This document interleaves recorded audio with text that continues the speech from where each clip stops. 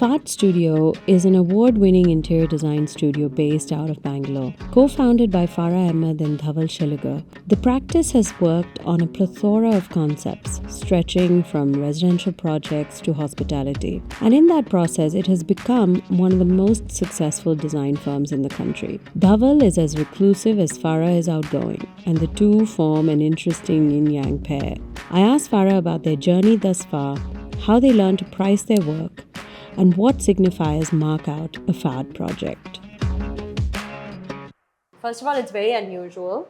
You and Dhaval run the studio together. How old is the studio now? I think we're running on our 13th year. We started in 2012. Okay. So in May, we'll actually be lucky 13. Oh, yeah. And so how did you guys come together? What was the genesis of FADD Studio? So we actually met at Khoslas when we were both working there. I was an intern on Dhaval's team. So I always say he's taught me all the technical knowledge that I have ever known. Dhaval and I come from different cities, different backgrounds, different tastes. He's a boy, I'm a girl. You know, the way we also just came together was so interesting and unconventional. So is FADD Studio in a way, because everybody asks us what is our style and how do we do it. And we always say, how do two unconventional people create something conventional? It's impossible.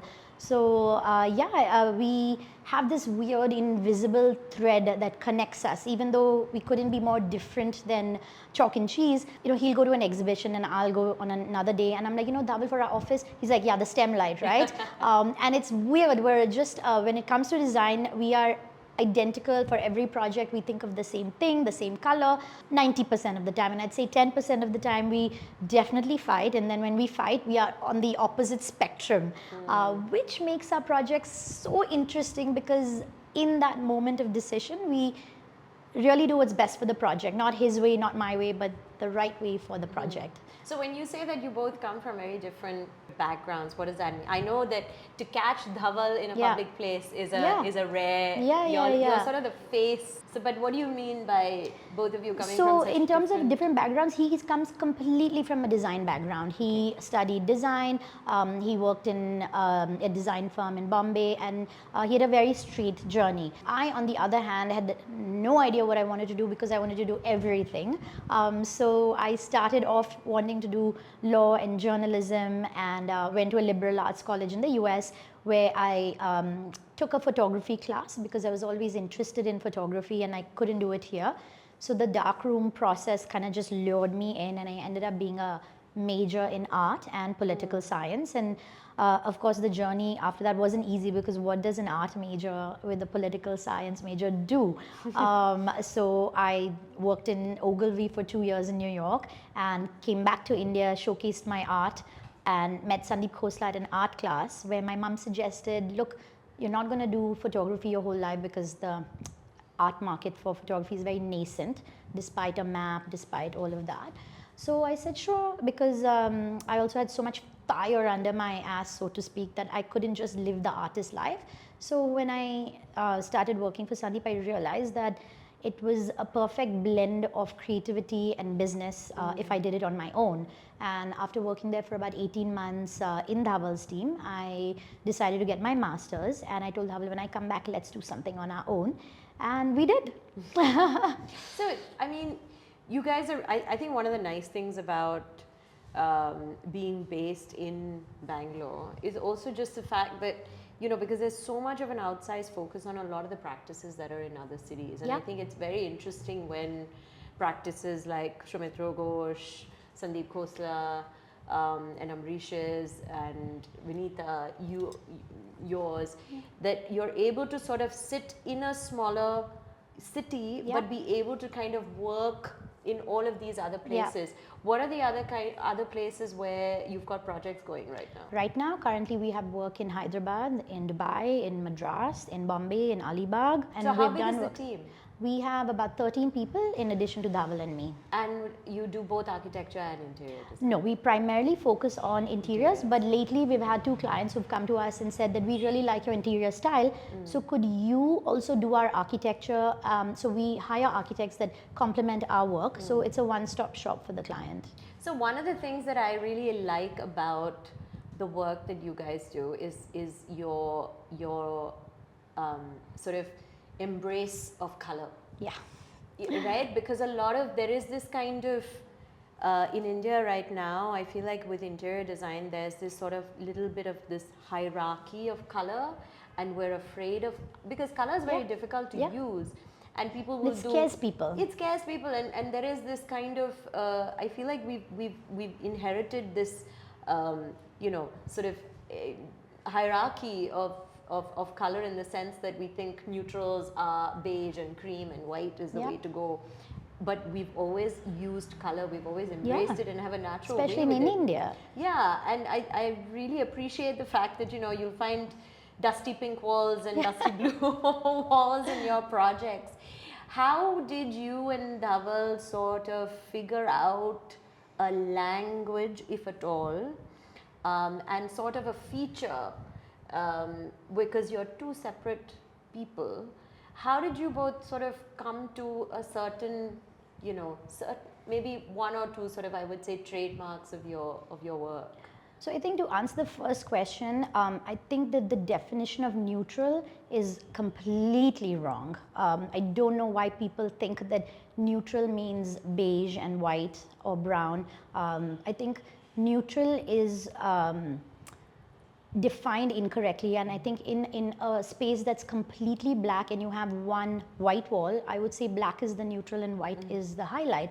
Similarly, in a space where in my house my ceiling is actually white, there's no white walls, so I would say the ceiling is actually the highlight, the rest of it is neutral, which is like a bluish wall or a pink wall.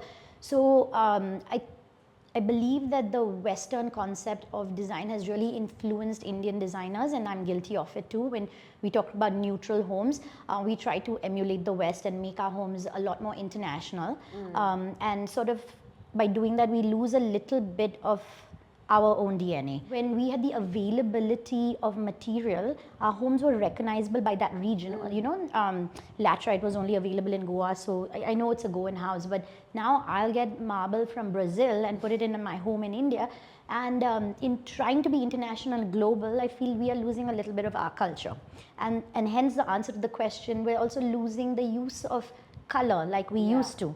And I think Dhaval and I agree on that when we design for a client, I think we need to educate them on not being afraid of color, and also judging their personality for them, and not to design a home for other people and what other people think, but design your home for yourself. Do not buy that expensive set and put it away, use it. Don't buy an expensive sofa and put a slip cover on it, use it. Don't have a formal living and an informal living, have one living. It's for you, it's for everyone. You know, that's the Indian culture, to entertain. So we kind of really agree on that, and when we design, we're on the same page in our philosophy. How does a person who has an idea of what their home is going to be like or should be like communicate with you about that idea? Do you guys have a brief? I mean, I'm sure you have a brief, but do you have like a questionnaire? Do you spend 2 days watching them, you know, eat breakfast and lunch? What is that process? Because design is such an anthropological, or a home is such an anthropological place, right? If it's how we move and how we sit and stand and our behaviors and rituals. How does a design team capture all of this data? So the first thing the clients tell us is we want our house to be unique. Yeah, as everybody does. So, so I guess step one for them to come to us is great, because we just really make every home as different as possible. But we do have a very large questionnaire which kind of highlights their everyday life. How do they wake up? When they wake up, what do they want? Do you want a coffee maker opposite your bed? Do you want to feel stone, wood, or carpet? Do you want to sleep on the right side of the bed or the left side of the bed? Or in your dining room, do you eat with your hands? Do you need a hand wash next to you or not? So a lot of functional questions which then later determine the aesthetics of the space. What color do you not like? Not what do you like, because they're like, well, we like everything. So we often ask, what do you not like? Because then we won't even go in that direction. At all. We'll never push someone to take something that they're not comfortable with. After this questionnaire, we give them mood boards, and when the mood board is approved, Then we have now recently started getting into 3D because it helps them visualize. They also expect it, which takes away the element of surprise in the end. But I think it makes everyone know what they're going to get. Certain sense of comfort that, yes. okay, this is what it's going to look like. Yes.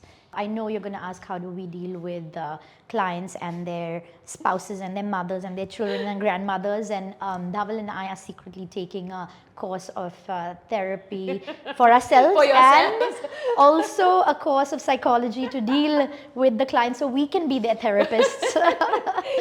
Yeah, I think it's because I remember Sarah Sham, she said to me once that you know, one of the first things to do when you're dealing with, you know, like intergenerational clients is you vote for one person to be your veto. We tell them, we're like, we want to deal with just one person, especially in joint families. It becomes very challenging. I remember one designer saying to me that after like the 4th redesign or 5th redesign request, they walked out because it was just getting too stressful and there were too many secret phone calls, among people and saying, oh, I don't like, how do you navigate that? Because it's really complicated. I feel ultimately you are designing someone's home and they do have kids who do have requirements and they have a voice, and of course kids want certain things a certain way. So what I do is I said, okay, fine, you told me what they like, why don't you just get them to call me? Because ultimately I think when you're in the service industry, it's a people's business. And it's a service. And it's a service. So, and I think everybody at some point wants to be heard directly, not through their father or their grandmother or their brother. So when something isn't going according to one member of the family, I often just pick up the phone and call them and say, okay, what do you want? What is it that you like in your room? You are not going to live in the rest of the house. You are going to stay in your room because you're a teenager. So you tell me what you want and trust me to make it work. You send me 2 pictures because a picture is worth 1,000 words. Don't tell me you want it to be warm and cool. Just send me 2 pictures that you like to see every day and that you would like your room to be. And from there I will understand. And I think that has sort of worked and everyone's happy because I will take what they say, show it to Dhaval, and then we will then bring all of it together and make it work in the larger setting of the space. And often it's just generally people's rooms that they're very possessive about. They're like, we don't care what our parents do in the living room, but our room needs to be like this. Because it's also, I mean, it's also interesting, right? Because you can have this kind of a massive space, but you may not have a space that is entirely your own. Yeah. And that might just be that room. But you see this as a service industry, yeah, right? I think with architecture, yeah. there's always that question: is this it's not a service? No, it's 100%. I mean, no matter which way you cut, it's definitely a service. You have to be there for the people. You have to hear them out. I think that's half the job, to just listen. How is the client in these last? I mean, let's say the last decade that you've or 13 years or decade that you've been in this. What are the changes that you're seeing in your client? I think the clients are definitely becoming more demanding. I think the scale of our projects is also increasing, and therefore... Define that scale. So earlier, I suppose when we were younger, we started with apartments, maybe smaller F&Bs, and now we're at 25, 30,000 square feet homes, standalone homes. Even our restaurant size is becoming 40,000. So I think when there is a scale, there is a spend, and when there is a spend, there is a much higher expectation. And the time and detail and attention that we give for us is equal, whether it's a small project or a big project. I think we like to dedicate that time to make the client feel that we are there, whether there's no more important or less important client. And we try to make all our clients feel like their house is the most important house because it's their house. So how many projects is your practice handling at any given? Between 12 and 18, depending on the size, and not everything is in the same size or at the same phase. We have 4 teams that handle an average of 2 to 4 projects. So even in the same team, the projects are not at the same phase. Like you'll never find 2 projects being handed over at the same time with the same team. I mean, it happens once in a while, but we pull in our resources. So each team is about 2 or 3 people, and we have 4 teams. So. Okay.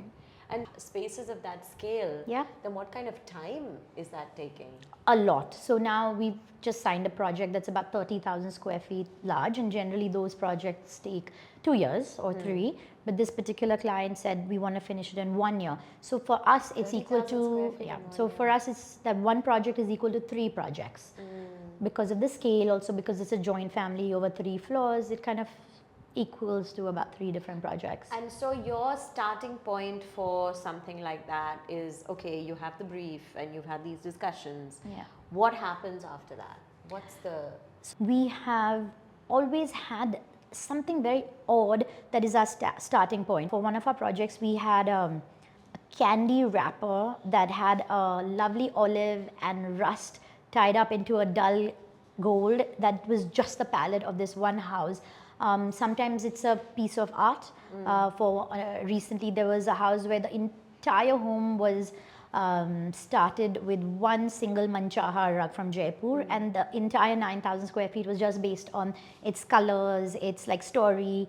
And if we struggle to find that one thing that has to be the point of inception, I think then we kind of mull over it, and we don't try and force anything. We say, okay, let's look at some tiles and stones where maybe we can look at it for bathrooms, and somewhere in that journey before the whole house is done, there will be a moment that is sort of the piece de resistance of the house, and then everything after that just falls into place. Because obviously in spaces as large as this, there's a lot of stuff that you need, right? Where are you going for the stuff now? You know, it's amazing how the Indian market has really boomed with the number of things that are available, and going back to my thought process on global design, international design, and losing that Indianness.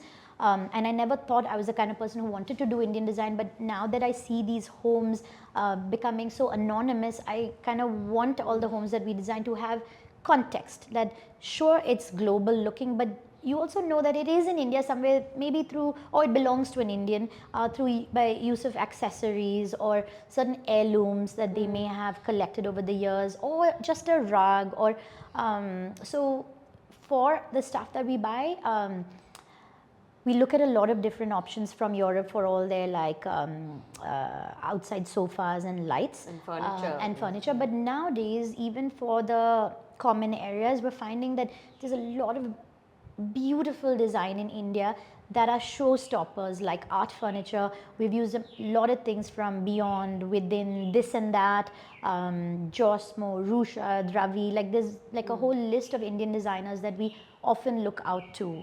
And you know, one of the things I really like about the way you guys operate is that you're so free with your information. I remember asking you about 3 places to go or something in Bangalore for something, and you sent me like 3 scrolls of information divided by category, by upholstery, this, that. And one of the things that I feel like a lot of people who are starting up kind of try to figure out is how to price themselves in terms of their work.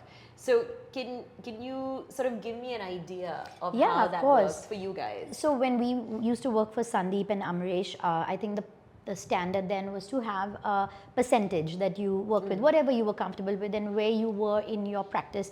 Older practices, a larger percentage; younger practices, a smaller percentage. We've learned so many lessons in our practice, and this was one of the most important ones, which was when we met this client who was at that time under 40. He told us that, look, you guys will suggest a piece of art to me, and we go to the gallery. Say this piece of art was 25 and I like a piece for 1 crore. At which art would you charge me your percentage for? So that really got us thinking, because his advice to us was to charge a flat fee based on the square feet, which we adopted, because I think it was very good advice. It kept everything transparent. It also eliminated the need for Dhaval and me to keep accounts. Oh, did we forget this bill? If we forgot this bill, our fee is less. Also, the client felt that they didn't need to stop themselves from spending, because if they spent more, they also gave us more. And it's not that they have a problem giving us more, but towards the end, everyone is wanting to be done. So I think that was a great move on our part, and so we went on to our next project where we charged a fixed fee, and we were very excited that this fixed fee was huge for 3 months, and and we didn't realize because we were so young and naive that the client may have said 3 months, but the project actually just went on for a year. And when we brought it up to him, he said, guys, you should have been smarter. I told you 3 months, but you should have predicted.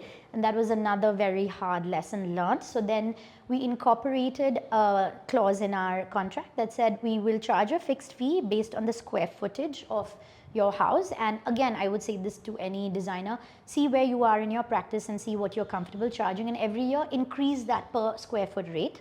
But usually how much are percentages?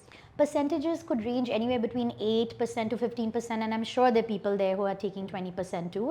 And when they've made the name for it, that's, I think, fair game. So square footage, and then? So square footage. So say I'm doing a house for 1,000 rupees a square foot, and it's a 2,000 square feet house, 2,000 and 2,000, simple.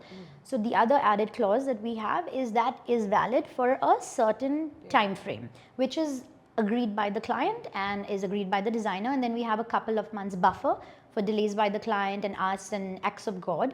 And then a retainer kicks in where we say, okay, give us a very small fraction fixed fee a month just for our services to cover the cost of our team. And I think a lot of clients have been very open to that, and that also makes Dhaval and me and the client stick to our timelines. We stick to our timeline because we don't want to be working for 2 months without fee.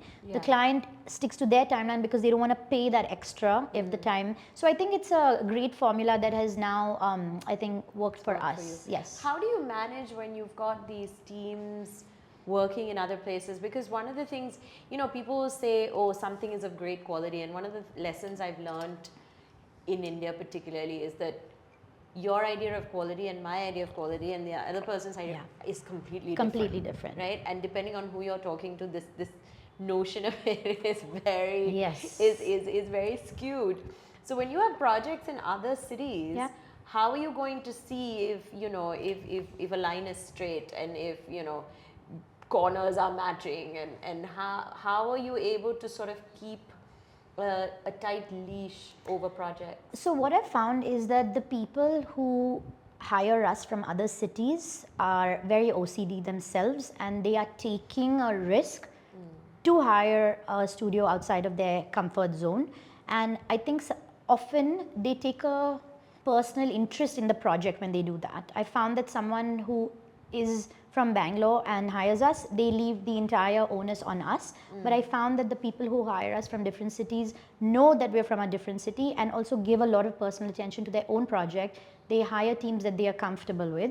But at the same time, we also send our team, and Dhaval and I also visit periodically. We then set up all our sampling in one shot where the client and us will decide the standard and the quality together. So it's not like the client says, look, I'm okay with it, and when we go, it's horrific. So we do meetings where the standard is decided that this is what we expect for everything, right from paint to flooring to switches to every single thing is sampled out. And only then given the go-ahead. And we've been lucky that most of our out-of-town projects have had good project managers hired by the client. The ability to sort of do this in multiple places and multiple cities is really, you know, fundamental now to growing your business. It is, and I mean, it's great to do, you know, projects in different cities, and it's great to say I have a project in Dubai, but it is not at all glamorous. Every time we have to travel for a site visit, we get mild anxiety because both Dhaval and I have young kids who we don't want to leave. So as great as it is to have that, there's also the flip side where you don't want to actually do it. It's so easy to go to a site visit in Bangalore, come back to your own home and sleep.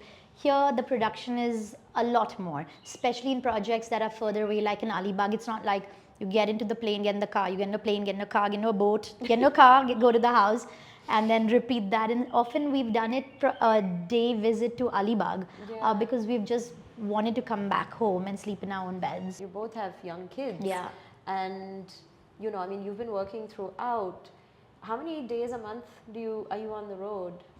You know, it depends on every project. Sometimes there are months that we don't travel, and suddenly there'll be a month where every day we are somewhere. Just 2 weeks ago, we were in Bombay on Monday, Bangalore on Tuesday, Delhi on Wednesday and Thursday, and then Goa on Friday. So it was pretty hectic. But then again, now for the next like 3 weeks, there was nothing. But So and it's not just projects, right? Because just it's the also events, explosion of events, events yes. and the, you know, I mean, the interior designers. I was talking about this the other day with Vinita, that when we started, say 12, now what, 12, 13 years ago with Yeah. AD, for instance, this was like a very small segment. It was almost considered a niche. yeah, yeah. But now, just the sheer number of media outlets, the engagements, the advertisers, the events, it's insane. It's insane. And It's, everyone's courting you, yeah. right? How do you deal with it? You know, I still have no answer to that. I think we're just playing it by ear. I think we try and combine a site visit with an event, but that also kind of goes against our grain if we just want to do a morning trip, because then that means you end up staying 2 days, and that is always something we don't want to do. We want to do morning, evening, come sleep in our beds, wake up to our kids the next day, even if it means you land at 2 o'clock, but you still sleep in your own bed. I'm more infamous for taking 2 a.m. flights, and everybody in the industry asks me, so is your flight at 12 or 2? Last time I met you, you were at an event at around 8 or 9 or something, and then you were going to take some midnight flight to come back to Bangalore. Yeah. So, and I think a lot of times we try and split it. Dhaval will go for one and I will go for the other. And yeah, but I don't think that we have the right answer to that question yet.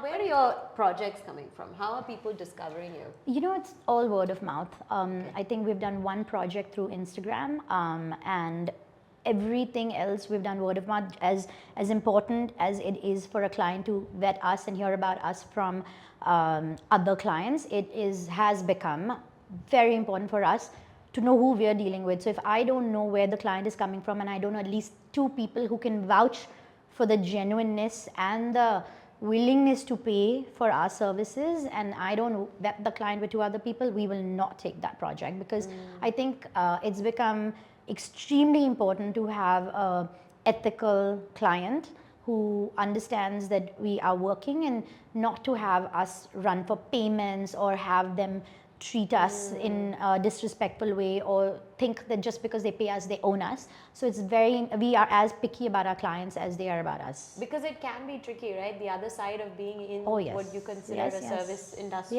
is that once you're paid, once you're getting hired for something or paid for something, your time is just exactly. at their will. Yeah. What are your sort of rules for? I don't work on Saturdays, and Dhaval's like, what do you mean? What do you not work on Saturdays? I was like, Dhaval, I'm sorry, that's the only thing I brought back from America is I am not working on Saturdays. He's like, that's ridiculous. And now I think he thanks me for it, because he's got this beautiful daughter who he just leaves everything for. And I joke with him and say, I'm going to tell your son that you never used to leave office early, but for your daughter who's got the most gorgeous eyes and cheeks, he will just leave everything. So I think that's one important thing that he has inculcated. And I think that there is enough time between Monday and Friday to do a lot of work. In fact, I think there is too much time between Monday and Friday, because there's 2-hour lunch breaks and coffee breaks. So I feel that it's very important to work hard and play hard.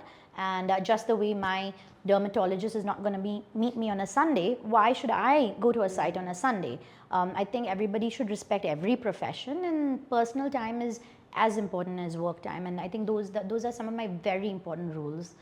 So I wanted to ask you, I mean, the reality is that the designer home, the interior design home is a very, very tiny fraction of the market. And in India, most people either because of access or, some form of access issue are not going to have, or not going to be able to focus on the design of their homes in a particular way.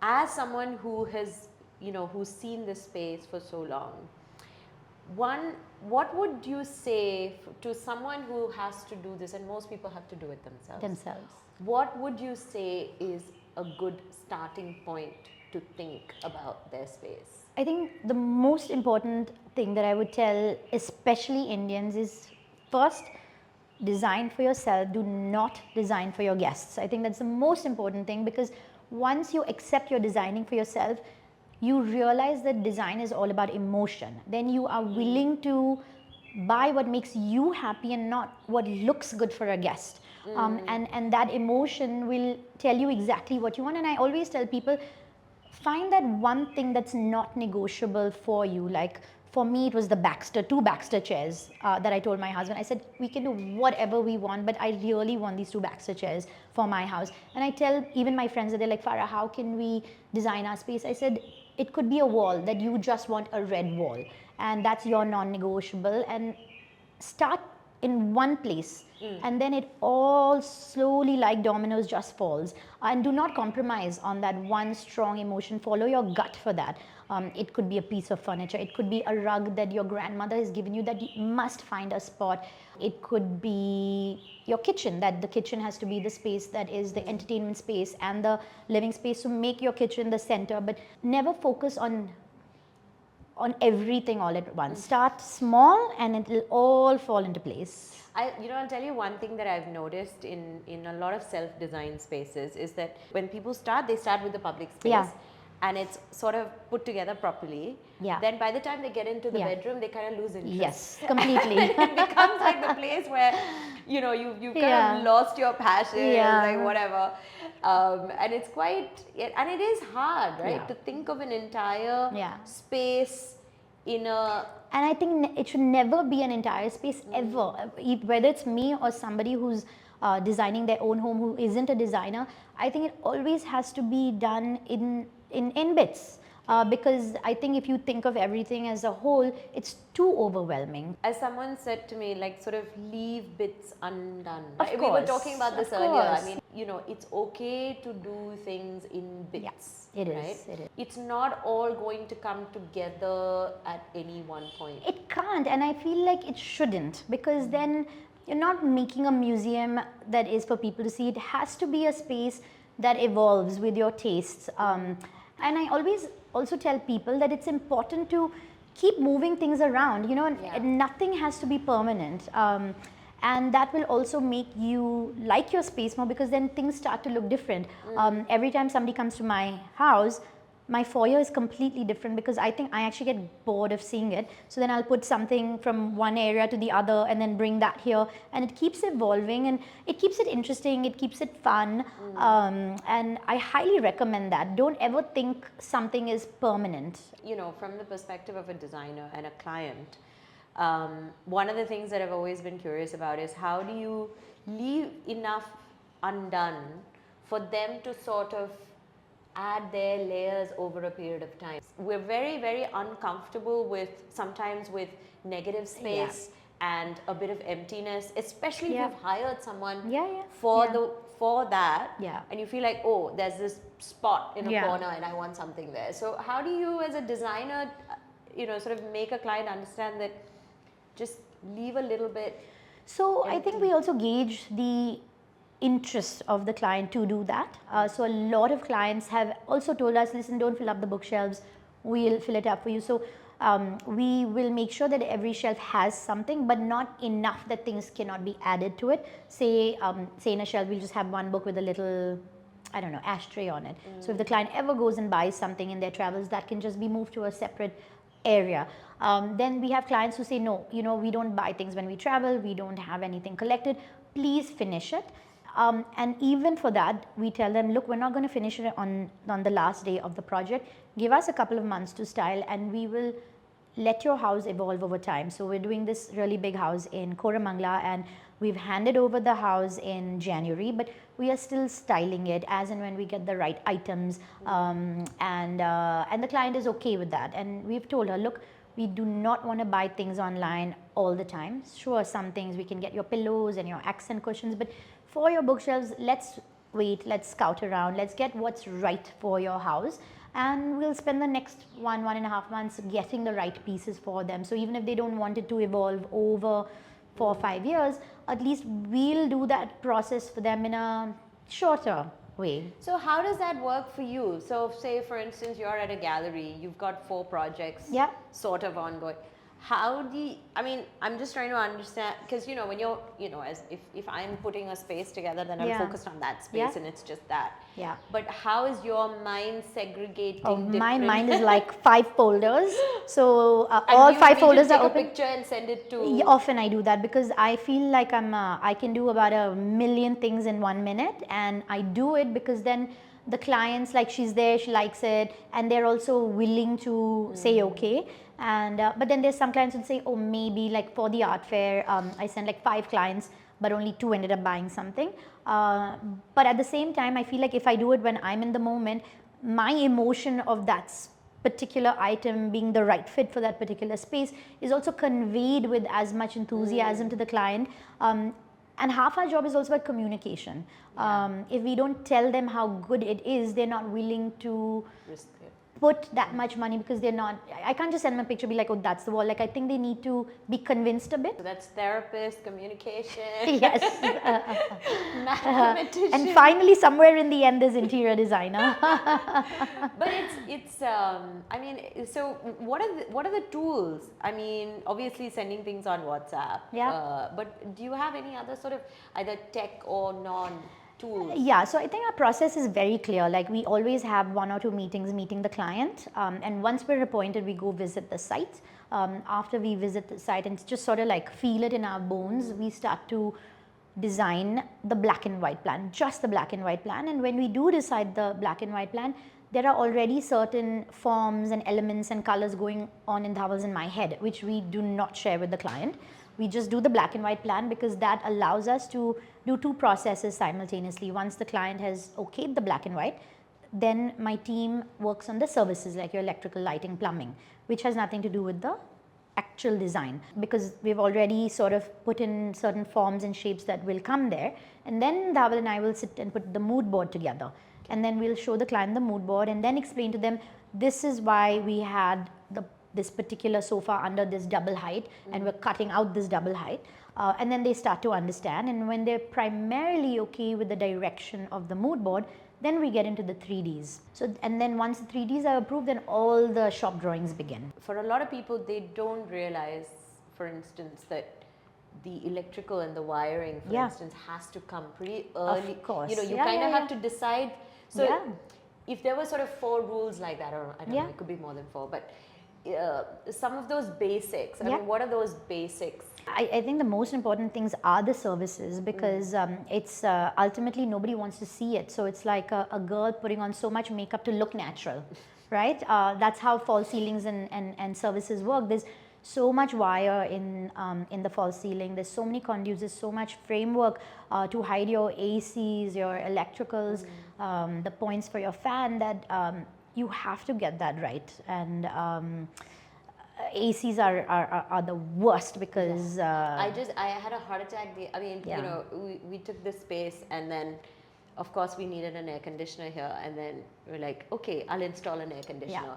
But and where then and how? I went downstairs and came back, and there was a hole through the wall. Like he was just banging out a of hole through. all the services, the AC is what just gets me. It kills every design, because you find the perfect spot for the AC, but there is no perfect spot for the outside component and the copper wires, and there's not enough of a slope, and your entire ceiling changes, and your whole wonderful idea just has to be buried. That's why you have these giant compressors. Yeah, like, and then Dhaval and I don't even sitting outside. Dhaval and I don't even agree on the fans. He hates fans because they look terrible, but I love fans because I hate ACs. And then then we always leave the veto to the client. Do you want ACs in your common space, or definitely in your bedrooms? And then we take it as a personal win if the client says, yes, I want ACs in the living room. And Dhaval was like, how can you? But I was like, Dhaval, do you have a fan in your living room? And he's like, yes. It's because it's also funny, because the more it's like your makeup analogy, actually, because the more you try to conceal the air conditioner, the more it sticks out. And some people will do like very detailed ornamentation techniques to hide it. And in that process, you sometimes end up losing your height. Sometimes you end up losing your sides. It's very complicated. The other thing that I was very curious about is your relationship with light for a space. I mean, you have a beautiful apartment Yeah. with this lovely garden and all of that, and your house is very much orientated towards it. But with client spaces, from the point of view of clients, how important is that, and how important is it for you guys, and how much do you design around it? I think whenever we have the opportunity to, we always tend to design spaces that could be as outdoor and nature friendly as possible. For example, this one client came to us and said, you guys get the architect, and you guys also do the design, and the architect should complement your ideas. And even in that project, our brief was because the client also wanted it to have a really big courtyard in the middle. And so even when we briefed the architect, all the common spaces and bedrooms as much as possible should face the garden. Even the cross ventilation, where the use of your AC and the use of your fan should be minimal, because in a place like Bangalore, where you have the ability to enjoy the outdoors for at least 10 months of the year, you should. Where we can break open windows and make them doors, we do as much as possible, because I think there's nothing like natural light for design, and more importantly for the mind or for the client to enjoy their space. What are the sort of big changes that you found or are finding in requests from clients post-COVID? I think that people are really starting to enjoy their homes. I think COVID has made people realize that they can work from home, they will spend time at home, and the office and the study in their room has become sort of a requirement for everybody now.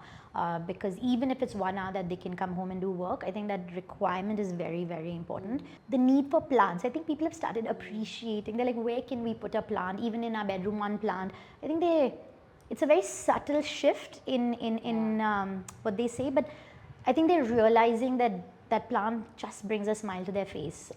It's a very small, subtle shift. I think just today, I mean, the producers, we've all had so many conversations around plants, and I think, I mean, I'm definitely, I mean, even around this space, I never thought of having potted plants inside the room before. So, and what about art? You sort of supported this exhibition recently in Bombay. You've also always, incorporated art into your works. What are the kind of works that your clients are sort of accepting, and what you're looking at? Are they sculptural? Is it installation, textile? What's sort of going on? Every client is different. So our most recent brief was no Indian modern art, but they prefer all the older pitchwise, and they prefer realistic paintings versus Indian abstract art. And on the other hand, we have a very lovely young couple who love Indian modern art. So there we have like a Yuvan Bodhi, and we have Dharan Malhotra. So, and I keep telling clients that what I feel is art is never about investing in something that is going to appreciate, because you need to buy that art because you love it so much that you will never sell it. I think whether it's 500 rupees or 5,000 rupees or 50 lakhs, you have to buy it to keep it, and you should love it that much, otherwise do not buy it. Can I just butt in to say that the idea of buying contemporary art to sell and as an investment is just a terrible idea. It is. Also because it doesn't actualize. Exactly. Because the numbers, like the other day, a Hussein sold for more than 100 crore, but that's a Hussein. Hussein, exactly. So if you're working with a very tight crop of deceased Indian modern masters, maybe.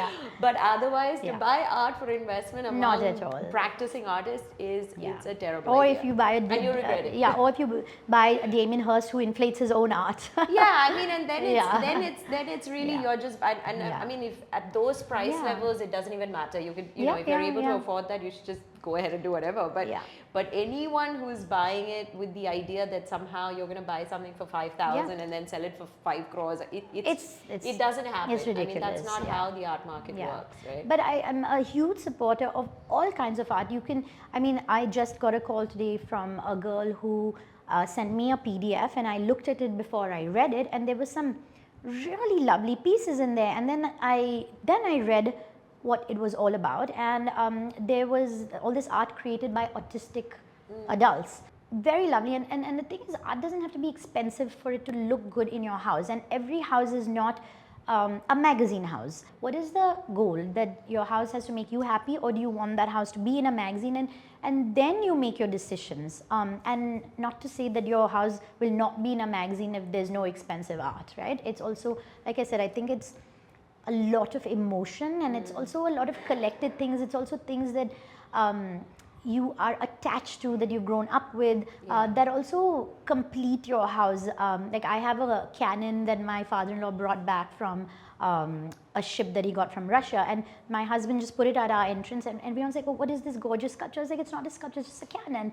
The story that you weave in your home has to be yours, not anybody else's. This relationship between magazines and the impact that design, the impact of it on design is a real thing. Of course. You know, there's sort of this exhibitionist tendency that people sort of have. How are you able to sort of negotiate that? Because obviously there are the fundamental principles that you believe in, what you're talking about.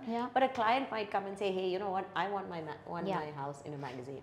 How are you able to sort of negotiate that? So we're really lucky that we're in South India, where everybody's very very private and actually doesn't want to be in the magazines. I think the North Indian client is very different from the South Indian client, and the running joke with designers is, in India, if somebody wants to invest, they'll just buy gold, they're not going to buy art.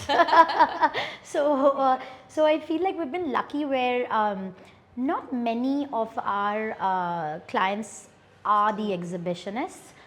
In fact, a lot of times when we need to show, they're like, please don't use our name. You can show our house. And we've also had extremes where they're like, don't show our house, or don't show it at all. And then we've had to, of course, have conversations saying, well, you came to us because you saw somebody else's house, and this scale is something we need to show to get more projects. But when we do have that occasional client, and then I think we're pretty blatant with them, Dhaval and I, saying that, look, this is hideous, you cannot buy it. And if you do, it's not going to come in a space that we're going to shoot. So I think we've been able to control that urge. I'm always curious to see how spaces evolve, right? And do you have clients who have come back to you, or what is, say, projects that you perhaps did as a standalone studio 10 years ago? Do you have any sort of ability to go back and renovate them or refurbish them, or has that happened, or do you know, is there an opportunity to see how it has kind of changed over time? It's a good question. I haven't thought about it. I think when we design a house, we think it's actually done and it's going to be that design forever, that again evolves with the client. We've actually not had too many people come back to say that we want to renovate, but I think we would definitely be open to it if it's large enough for renovation, where we can maybe preserve 10% and then see how we can take it to its next story. For you as a studio, for Dhaval and yourself, what is sort of a 5-year plan now, or what are your sort of hopes for this? I think practice? Our first plan for the next 1 month is to get our own office sorted.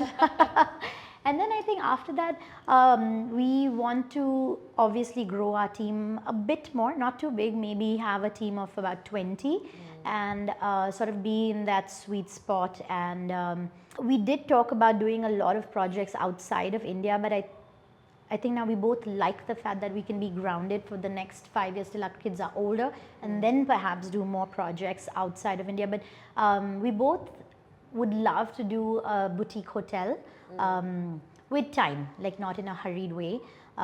We always hope to design projects that are not too fast-paced, so we can really focus on the little details. I think my 1 5-year plan is to do a lot more art-related things as well. Why has it taken 13 years to have your own space? We've had our own studio. It's just that we have wanted to move into a home. Okay. And I think for us it was the need of the hour. There was a joint family that came to our conference room, and with our team and their family, they couldn't fit. So we said, okay, Dhaval, now is the time for a bigger office. When you're doing a space like that for yourselves with 2 different people, what is your process like? Do you guys like, you know, I've seen the perfect chair and send each other gosh, pictures. I think the process for our office was just thrown out of the window, because I don't think either Dhaval or I realized that our dream office was going to be designed in such sporadic 2 minutes in the car and 5 minutes at home quickly before we go to bed, because with the number of projects we were handling between September and now, I don't think that we've given our own office 3 dedicated hours at on any given day, and that has been extremely disappointing and disheartening to us. But it is just how it happened. But that's a common thing, right? They Yeah. always say that for designers and Yeah. architects, your own space is like the last thing. It that is, they and look at. it's so true that between meetings we would literally, I wouldn't even have a pen or paper, and Dhaval and I would sketch on our notes saying, look, this is fine, right? This is fine, right? And it was horrific, because if our clients ever saw us designing our own space, they'd be like, do not hire FADD Studio, because this is how they design. But it's also, it's like, yeah, that's when you kind of, I guess, philosophize about it and say, it'll happen in time. But I guess with us, we don't have to show each other a 3D view or anything. We just understand the language that it just happened this way. But But I guess busy is good. Yeah. And, you know, I mean, it's, yeah, I guess it's part of the process yeah, of and growing. I think part of our philosophy is that it will evolve. Not a very desperate need for it to be finalized. There is a desperate need for it to be presentable, but not final. So yeah. Thank you so much, Farah. Thank you so much Thank you giving for me having time. me here. No, it's been lovely. Thank you.